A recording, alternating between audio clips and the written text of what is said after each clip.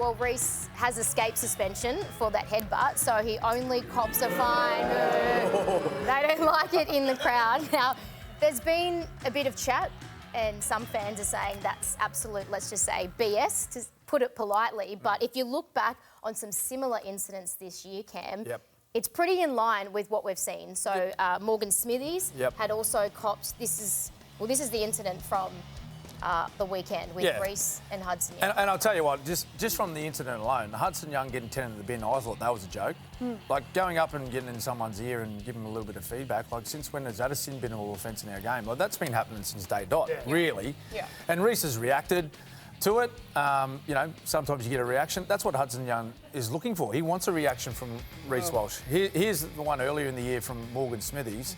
So he got a $1,500 fine. Obviously, he made fair contact with that headbutt. That's Alex Seyfarth here on Reed Marnie. And I think there was one from, was it Jacob Saifidi? Yep, here it is. Here it is there. Also on Reed Marnie. Coincidence. Go figure. Surprise, surprise. I'm with you. I think it's a... Look, I'll tell you what annoys me about it. See, the Reece Walsh's actions were intentional. Totally intentional. Now, I don't think he should have been suspended, so don't get me wrong here, but he led with his head into Hudson Young.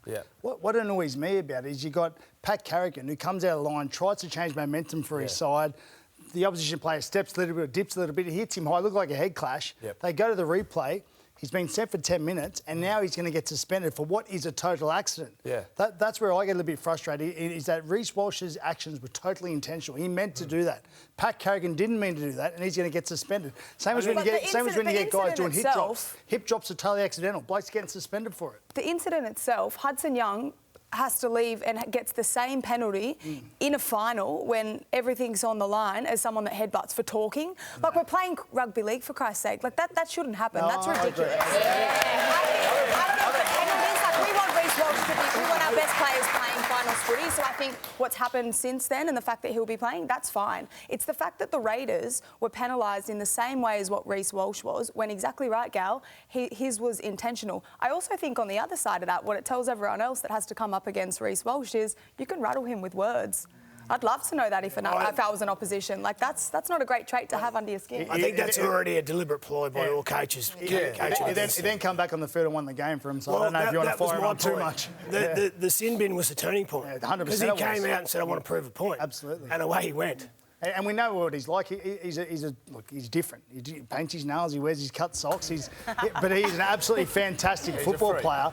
And he can do things other players can't do. And he come back on the field with a point to prove. It could have gone either way for him. Had they lost that game, that would have been the moment where everyone says it's Reece Walsh's fault for getting 10 to Sydney. But he thought, nah, I'm going to change this on my own. I'm going to come back out and win this game. And he did. So you've got to take your hat off to him for that. It was an amazing effort. No, to his credit, he took responsibility for the brain snap, and that's what it was. It was a brain snap. And he cost his side dearly for 10 minutes. They had to work extra hard to try and keep himself in the game. But he came back on the field and he changed the momentum back in Broncos' favour and essentially won the game. If he's not there yesterday, they probably get beat by 20. Then you've got Pat Carrigan. So Lockie, he's copped a grade 2 careless high tackle charge. So he's going to miss the prelim, but what they can do is get it downgraded to a grade 1. You'd imagine, or we'd all imagine, that's the avenue that the Broncos I know the Broncos are looking at it, but it's a high risk. If you go to the judiciary and it doesn't work, he misses a grand final. Potentially a grand final. So that's a total accident. That's what gets me. Reece Walsh's actions were intentional. That's an accident. The only thing I would say to that girl is the force is different. I know the force is different, but he's still the action is intentional. He's still made contact with his head on his head. He cops a fine. That is a total accident, and he's going to be suspended. What I'm trying to say is I feel sorry for Pat Carrigan. I feel we suspend our players too easily and too quickly. Where they look down on that type of tackle, Gal, is how he shot out of the line. And it started back with Dale Finucane. Remember he shot out of the line at Stephen Crichton and they had that... It was a head clash. It was a head clash, right? So it was completely accidental. I think Dale got maybe 3 weeks or 4 weeks for that.